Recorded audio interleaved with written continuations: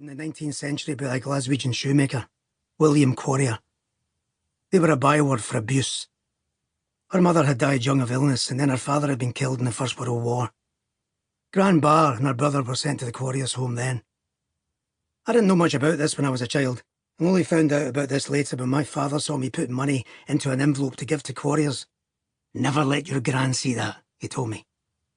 I never found out exactly what had happened to my gran in those homes. There was physical abuse, that I'm sure of. Gran Bar could be a vicious piece of work, but with a beginning like that, she probably didn't have much choice. I never knew my dad's dad either.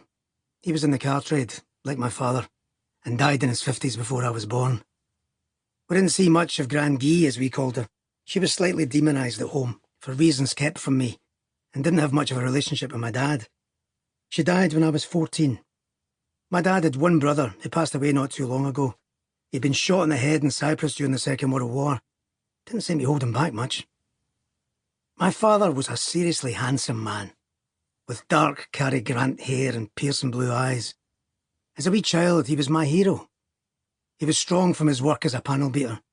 In fact, one of my earliest memories is of him lifting me out of bed and carrying me downstairs when the roof of our house caught fire because of some dodgy wiring in the attic. The firemen arrived and saved the day. The house survived.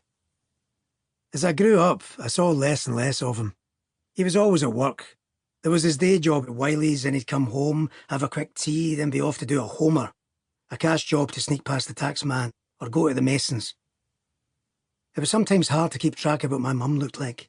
She changed regularly, her hair a different cut or colour from one month to the next. She kept herself well turned out and was very thin. She was a looker herself, but probably not in the same league as my dad, and it wound her up to see the attention he enjoyed from other women. She smoked constantly, especially when one of her moods came on, and they came on a lot more when Gran Bar moved into the house. This was just after we moved from Govan Hill in Paisley to 36 Kilmarnock Road in Mount Florida in 1963, just around the corner from Hampden Park, the national football ground. Gran Bar had been burgled and was too scared now to stay in her house. With no brothers or sisters, my mum was the only one who could help, and so Gran came to live with us. The mood at home went rapidly downhill. I can imagine what a prison sentence it was to my parents, and how much they must have resented the sacrifice they had to make. That was when I was 3 years old, so Gran pretty much set the domestic tone for my whole childhood.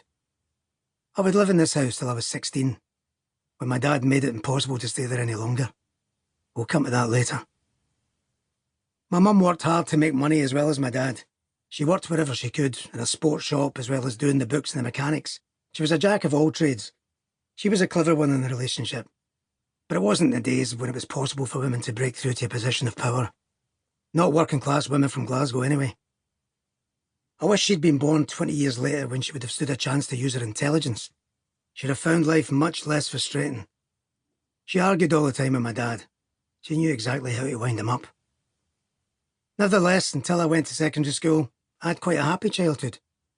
I went to Mount Florida Primary School 200 yards up the road. School was fun. My sister Laura had been born in 1963, too early for me to remember. To begin with, she looked up to me, though our relationship soon became more competitive. I must still have been cute enough then not to annoy my parents, small enough for it to seem unreasonable for them to give me a belt. I love football, and we lived 5 minutes away from Hampden Park. Dad would take me there as a treat to watch Queen's Park or an international against England. Those England games were the most exciting things on earth. They were just mental. 150,000 people standing, singing and swaying, 20 yards to one side, 20 yards to the other. The Hampden sway. It was seriously dangerous, exhilarating. My dad would have to hold on to me to stop me from getting trampled to death.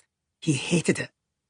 Later I supported Rangers, which was further away, 30 minutes to the west, just south of the shipyards where my grandfather had worked. I went on my own from the age of 11 and saw them every second Saturday.